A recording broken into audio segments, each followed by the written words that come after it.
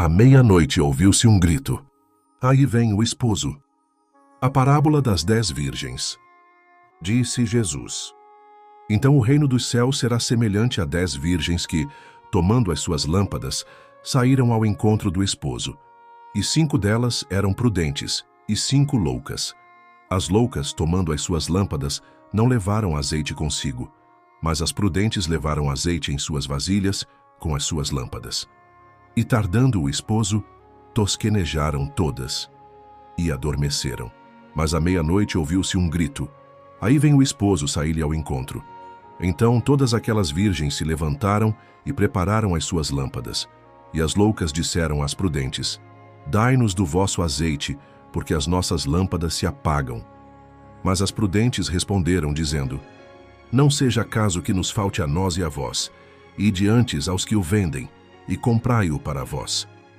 E tendo elas ido comprá-lo, chegou o esposo, e as que estavam preparadas entraram com ele para as bodas, e fechou-se a porta. E depois chegaram também as outras virgens, dizendo: Senhor, Senhor, abre-nos. E ele respondendo disse: Em verdade vos digo que vos não conheço. Vigiai, pois, porque não sabeis o dia nem a hora em que o Filho do Homem há de vir. Mateus 25, 1-13. A parábola das 10 virgens também ilustra a experiência do povo do Advento. Aqui se faz referência à igreja que vive nos últimos dias. GC 175. Embora 5 dessas virgens sejam representadas como prudentes e 5 como loucas, todas tinham lâmpadas. Todas haviam sido convencidas de que precisavam se preparar para a chegada do noivo, e todas haviam adquirido o conhecimento da verdade. Não havia diferença aparente entre as prudentes e as loucas, até que se ouviu o grito: Eis o noivo, saí-lhe ao encontro. Mas então o verdadeiro estado de coisas se revelou. As prudentes haviam tomado precauções para levar óleo consigo em suas vasilhas, para que suas lâmpadas, que começavam a arder fracamente, pudessem ser reabastecidas com óleo. Mas as insensatas não haviam se preparado para essa emergência. E agora fizeram uma petição fervorosa e aflita às prudentes.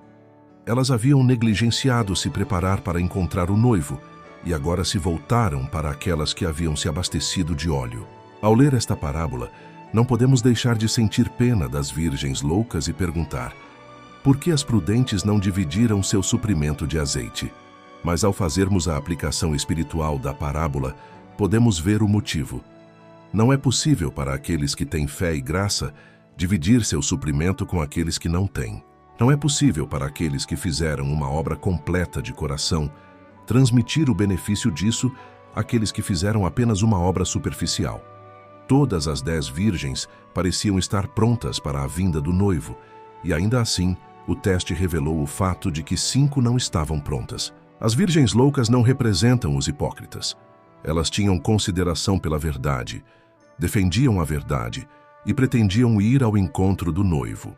Elas se apegam aos que creem na verdade e vão com eles portando lâmpadas que representam o conhecimento da verdade. Muitos recebem a verdade prontamente, mas não conseguem assimilá-la, e sua influência não é duradoura.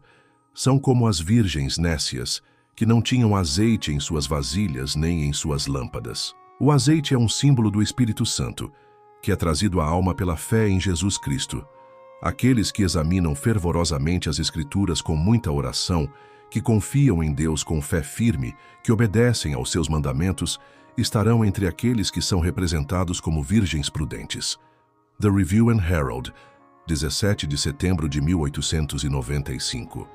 Na parábola, todas as 10 virgens saíram ao encontro do esposo. Todas tinham lâmpadas e frascos. Por algum tempo, não se notava diferença entre elas. Assim é com a igreja que vive justamente antes da segunda vinda de Cristo. Todos têm conhecimento das Escrituras.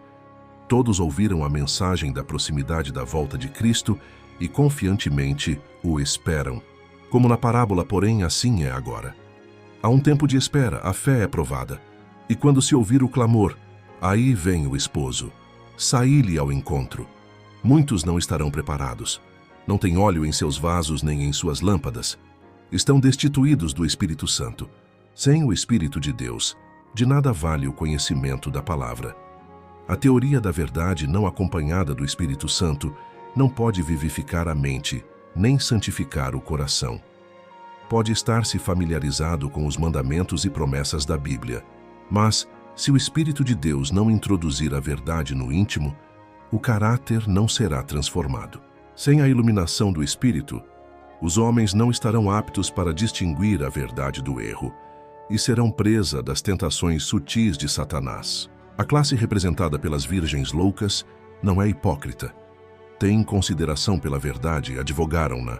São atraídos aos que creem na verdade, mas não se entregaram à operação do Espírito Santo. Não caíram sobre a rocha, que é Cristo Jesus, e não permitiram que sua velha natureza fosse quebrantada. Essa classe é representada também pelos ouvintes comparados ao pedregal. Recebem a palavra prontamente, porém, deixam de assimilar os seus princípios. Sua influência não permanece neles. O Espírito trabalha no coração do homem de acordo com o seu desejo e consentimento, nele, implantando natureza nova. Mas a classe representada pelas virgens loucas contentou-se com uma obra superficial. Não conhecem a Deus, não estudaram seu caráter, não tiveram comunhão com Ele. Por isso não sabem como confiar, como ver e viver. Seu serviço para Deus degenera em formalidade.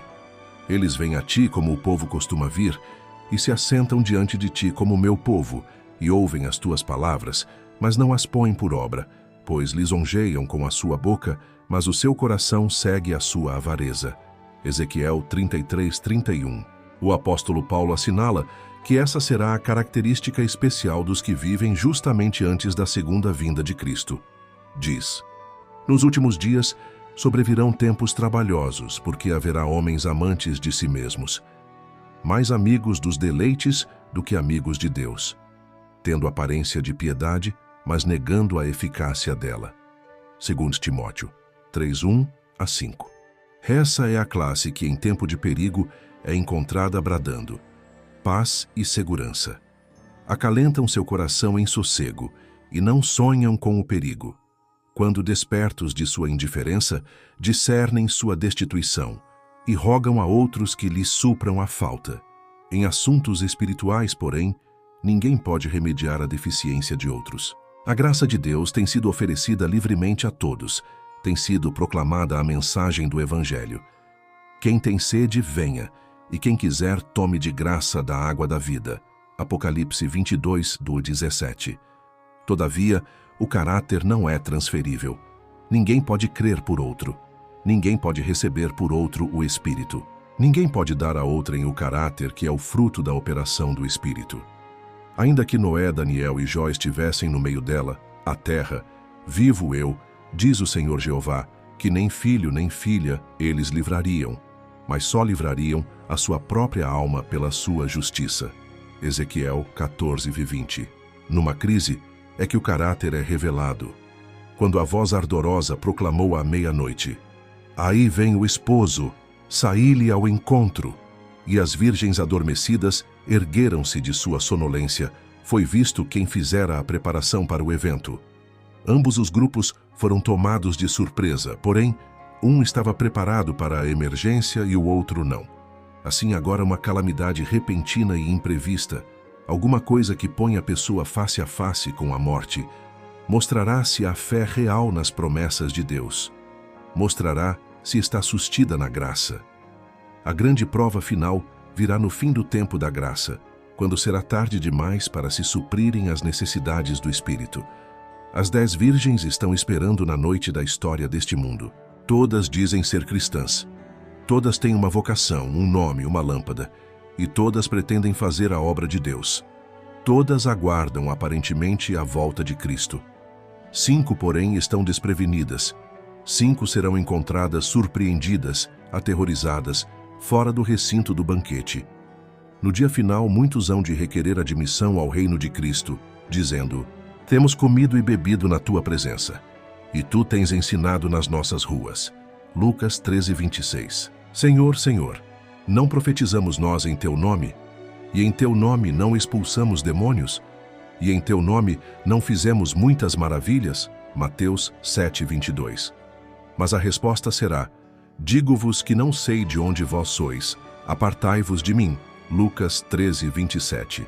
Nesta vida não tiveram comunhão com Cristo, por isto não conhecem a linguagem do céu, são estranhos às suas alegrias. Porque qual dos homens sabe as coisas do homem, senão o espírito do homem, que nele está? Assim, também ninguém sabe as coisas de Deus, senão o Espírito de Deus. 1 Coríntios 11. As palavras mais tristes que caíram em ouvidos mortais são aquelas da sentença: não vos conheço. Mateus 25:12. Unicamente a comunhão do Espírito que desprezastes poderia unir-vos à multidão jubilosa que estará no banquete das bodas. Não podereis participar dessa cena. Sua luz incidiria sobre olhos cegos e sua melodia em ouvidos surdos. Seu amor e alegria não fariam soar de júbilo corda alguma do coração entorpecido pelo mundo. Não podemos estar prontos para encontrar o Senhor, acordando ao ouvir o grito: aí vem o esposo, e então tomar nossas lâmpadas vazias para enchê-las. Não podemos viver apartados de Cristo aqui, e ainda assim estar aptos para a sua companhia no céu. Na parábola, as virgens prudentes tinham óleo em seus vasos com as lâmpadas. Suas lâmpadas arderam com chama contínua pela noite de vigília. Contribuíram para aumentar a iluminação em honra do esposo. Brilhando na escuridão, auxiliaram a iluminar o caminho para o lar do esposo, para a ceia de bodas. Assim, devem os seguidores de Cristo irradiar luz nas trevas do mundo. Pela atuação do Espírito Santo, a palavra de Deus é uma luz quando se torna um poder transformador na vida de quem a recebe. Implantando-lhes no coração os princípios de sua palavra, o Espírito Santo desenvolve nos homens os predicados de Deus. A luz de sua glória, seu caráter, deve refletir-se em seus seguidores. Assim devem glorificar a Deus e iluminar o caminho para a mansão do esposo, para a cidade de Deus e para o banquete de bodas do Cordeiro. Parábolas de Jesus, página 405 a 412. Muitos levantavam a voz para clamar: aí vem o esposo, e deixavam seus irmãos que não amavam o aparecimento de Jesus e não toleravam ouvi-los falar sobre sua segunda vinda. Vi Jesus voltar sua face dos que rejeitaram e desprezaram sua vinda, ordenando então aos anjos que levassem o seu povo a afastar-se dos impuros, para que não fossem contaminados. Os que foram obedientes à mensagem ficaram fora livres e unidos. Uma santa luz brilhou sobre eles. Haviam renunciado ao mundo, sacrificado seus interesses terrenos, abandonado seus tesouros terrestres e dirigido seu ansioso olhar para o céu, esperando ver seu amado libertador. Primeiros Escritos, página 249, 250. Muitos estão despreocupados e adormecidos. Há muitos que estão despreocupados e se acham, por assim dizer, adormecidos. Eles dizem: se a profecia predisse a imposição da observância do domingo, a lei certamente será promulgada. E tendo chegado a essa conclusão, assentam-se em calma expectativa do evento, confortando-se com o pensamento de que Deus protegerá seu povo no tempo de angústia. Mas o Senhor não nos livrará se não fizermos algum esforço para realizar a obra que Ele nos confiou. Como fiéis atalaias, deveis dar o aviso ao ver que vem a espada, para que homens e mulheres, pela ignorância, não sigam um rumo que evitariam se conhecessem a verdade. Review and Herald Extra, 24 de dezembro de 1889. Eventos finais, página 127. Prudentes, despertos e preparados para a última batalha. O mundo inteiro estará de um lado ou do outro da questão. Será travada a batalha do Armagedon, e esse dia não deverá encontrar nenhum de nós adormecido. Devemos estar bem despertos, como as virgens prudentes, tendo azeite em nossas vasilhas e em nossas lâmpadas. O poder do Espírito Santo deve estar sobre nós, e o capitão do exército do Senhor, Cristo, estará à frente dos anjos do céu para dirigir a batalha. Carta 109, 1890. A condição espiritual das virgens loucas é a mesma da igreja de Laodiceia. O estado da igreja representado pelas virgens loucas é também referido como estado laodiceano. Review and Herald, volume 2, página 420. Pelas advertências que Jesus nos deu através da parábola das 10 virgens, na carta à igreja de Laodiceia, e também nos testemunhos, vemos o grande perigo de permanecer adormecidos no estado laodiceano. A igreja de Laodiceia, quando for despertada do sono ao ouvir o grito, "Aí vem o esposo", não terá mais tempo para fazer o preparo necessário. E isto digo, conhecendo o tempo, que é já hora de despertarmos do sono, porque a nossa salvação está agora mais perto de nós do que quando aceitamos a fé. A noite é passada e o dia é chegado. Romanos 13, 11 a 14. Eis o grito dos teus atalaias. Eles erguem a voz juntamente, exultam de alegria, porque com os seus próprios olhos veem o retorno do Senhor a Sião. Isaías 52, 8. Prepara-te, ó Israel, para te encontrares com o teu Deus. Link do estudo completo em PDF nos comentários.